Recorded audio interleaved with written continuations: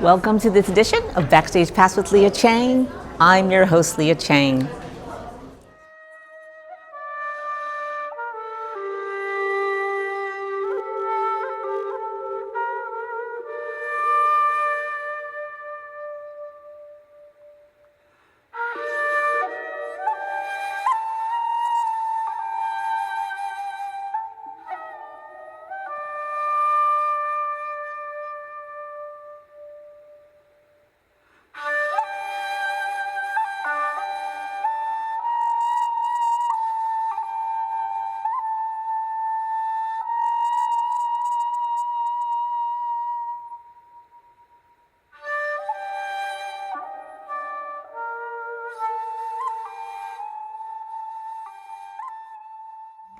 Thank you so much for watching this amazing film, and thank you for staying for this Q&A. I'm the moderator of today's event. I'm Koshi Wu. I actually came from Taiwan. I'm an actress and also a screenwriter. And then this is director Jess Dang. Would you say hello to the audiences? Hi everybody, thank you for being here and for watching this film. It means so much to me and my team.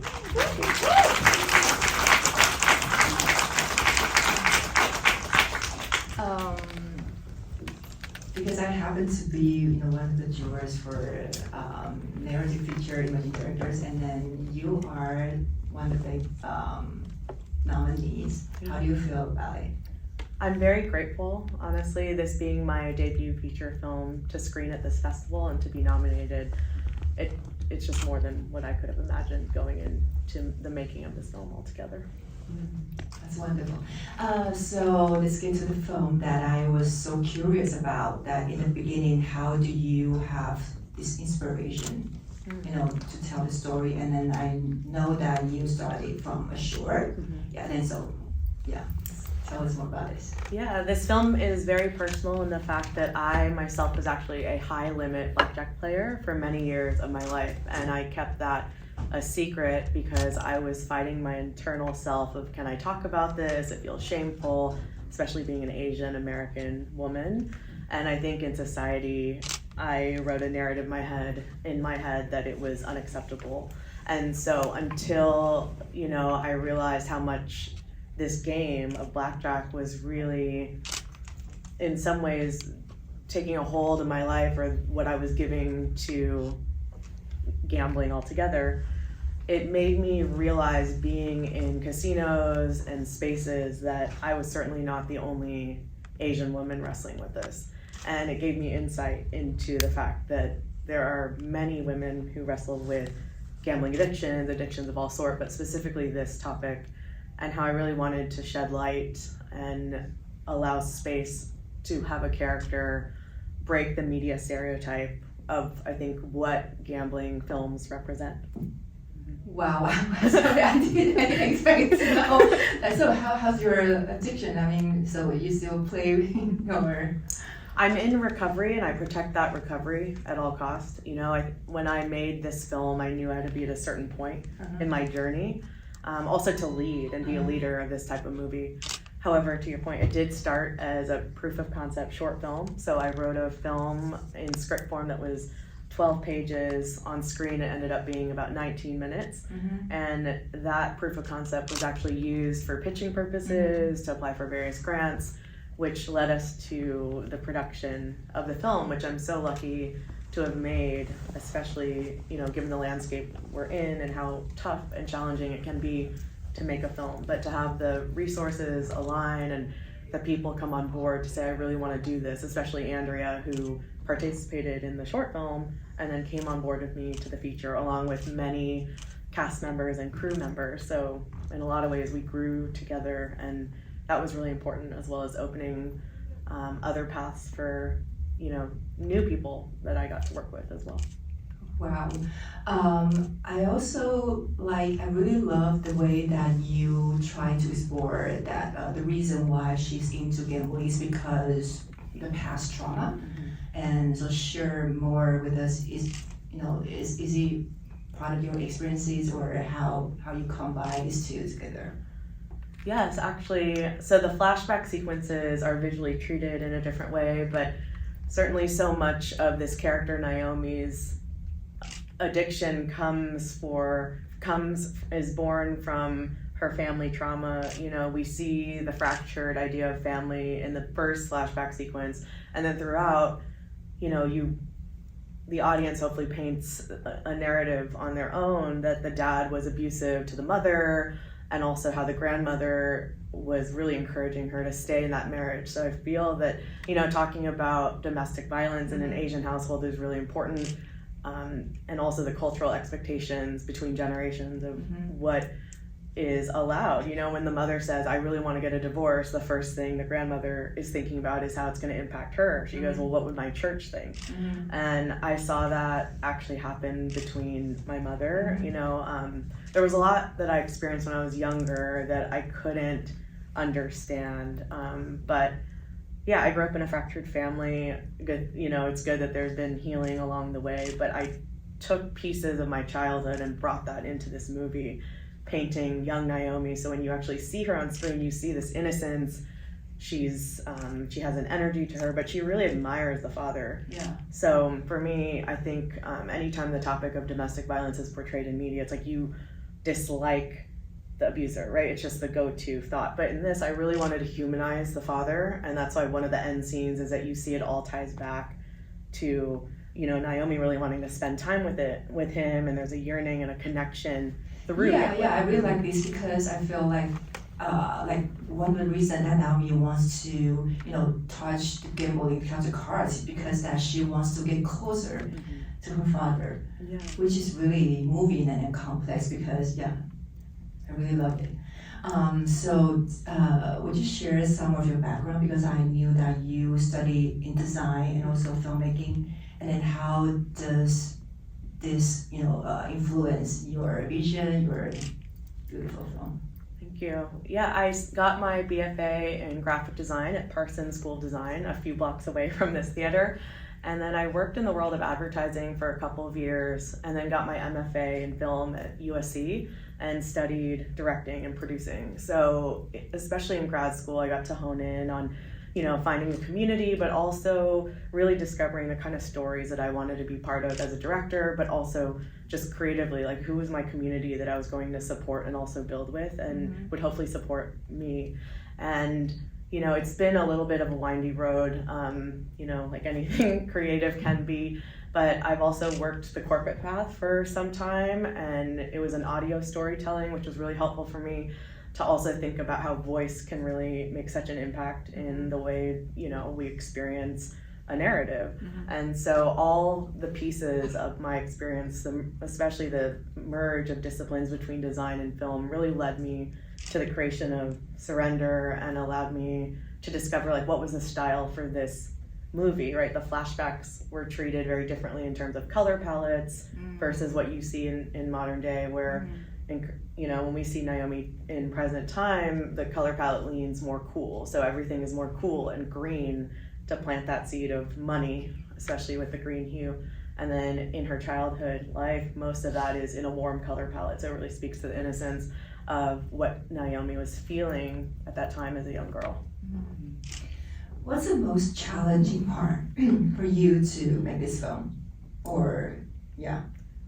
Yeah, there were a few challenges along the way, of course. You know, we made this film on a very lean budget and a very lean crew. So everybody who worked on this film was paid to scale, and a lot of the locations were actually borrowed from family. So what you see in June, the mother's house, was actually my mother's house, and she was like, you can have my house, you can paint it anything you want. And she left to go to Singapore during the time of filming, and so there was a lot of generosity in terms of partners as well. You know, Panavision donated a whole camera package, and that was such a gift because it brought our budget down. But you know, one of the hardest things for me as a director was making sure that authenticity would come through. So as you can see in the film, there's repetition, right? You see her, Naomi, many times go back to the casino when she's triggered. And so we built that casino from scratch, and it was an empty warehouse in Gardena, and we did a walkthrough, and you know, we said, actually, with Naomi being a gambler, let's make our own casino because it was going to really work within our budget. And we borrowed a lot of props, which were then repurposed for the Vegas style casino. But there was a lot of strategic thinking about how can we do this. Our principal photography shoot was 18 days, followed by 6 days of pickups. But it was a crew of 18 people. And so, that's impressive. I wonder, you're fully prepared for this film shoot, but then is there any space for improvisations? How do you work with your actors, and then, or you are the kind of director who will stick to, every little word that we actors cannot change any, how do you direct, or how, Yeah, with directing, I definitely have a vision, and so much comes with the background of being in rehearsals with my actors, which I was very lucky to have that time, that space, especially with Andrea. But on set, for example, if we had rehearsed a scene and each of the cast members would come with a different idea and say, well, I know we talked about this, but actually it's not feeling right for me. Are you open? And in that way, I'm a little bit of an improv director where I'll say, well, what is right for your character? Let's see it. And then we'll run it and I'll actually film it. And so some of the scenes that you actually saw went off script, where Andrea offered something entirely new because she felt that, it would help elevate the character if she had changed it, and asked for my permission. And, I trust my cast. I think that's such a big part of creative collaboration, is saying, okay, I'm in this role as a director to lead and to kind of steer the ship, but I want your opinions. I invited you into this process so we can reach the level where we're fully aligned. And also each cast member, to me, I want them to bring their creative vision. It takes so much research to form a character, and I have so much respect for the craft, especially because I'm not an actor and I don't know firsthand what goes into the preparation and what it emotionally takes to perform any scene, really. Is there any scene that you would love to share with us that which is really unexpected, that is not in your script? We will call that the gift from the cinematic god, that something I really love when we shoot, and then we have ideas from other crew members, and then something came out so good. It's adjacent, but the scene where Andrea's character is so upset about her loss in the casino and she starts punching the wall, and you get a sense of aggression. Yeah, I remember, right? Yeah. So the way that scene was scripted was that Naomi she goes into the bathroom, she looks into the mirror and is facing herself, and she's cursing herself out right in front of the mirror, but she's completely still. And when we went to the location, Andrea said, I know we have this scripted. Is it possible for me to try something else? And I said, yeah, let's do it. And she goes, let's film it. And so we filmed it, and it was one take. So where she actually hurt herself, she punched. Well, we talked about what was possible, and the whole wall was padded. One side of the wall was all padded, but the way that she wanted to design and what felt right to her, we went with. But that was a surprising factor, the way that she just moved and the way that our cinematographer was ready to let her be a bit free form. Yeah, so I owe a lot to my cast, because I think that screenwriting also, it's mostly me behind a computer, but it's really it comes to life with the actors that I work with, and also the blocking and really being attuned to what each cast member needs in that moment. Nice. Well, this year's Asian American Film Festival honors the beauty of repair and transformation. And I found it really resonates with your film a lot. What do you think about these two themes? And I think my question is that, and also what do you think about the Asian American cinema? Is it thriving, or is it still have many challenges on the road? I think Asian American cinema is thriving. I think we're seeing more Asians on screen, which is such a gift. I think there's more work to do, but I'm very hopeful for the work that is happening. It's I'm only one point of view, but I'm encouraged to even see more female Asian directors and kind of the rawness and authentic stories that at least I've been watching on screen, and even through books and just reading. And so I appreciate that, because at the end, I want to humanize what it means to be Asian. And I think that that is important all the time, right? In my practice and what I'm always asking myself. I think impact is something that has been on my radar, I would say, especially in the last few years of thinking like my role as a director is a role, but it's also like, what is my purpose and how does that align with what I'm trying to do for the greater goal? Mm-hmm.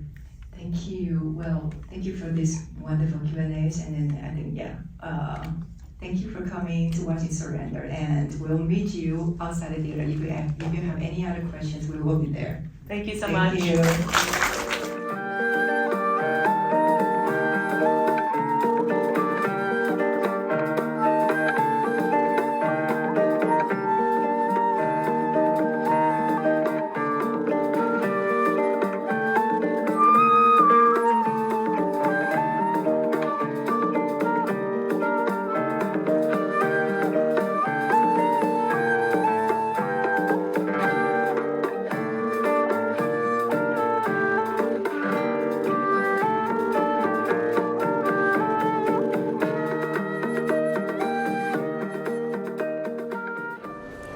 Thank you for joining me for this edition of Backstage Pass with LIA CHANG. Until next time.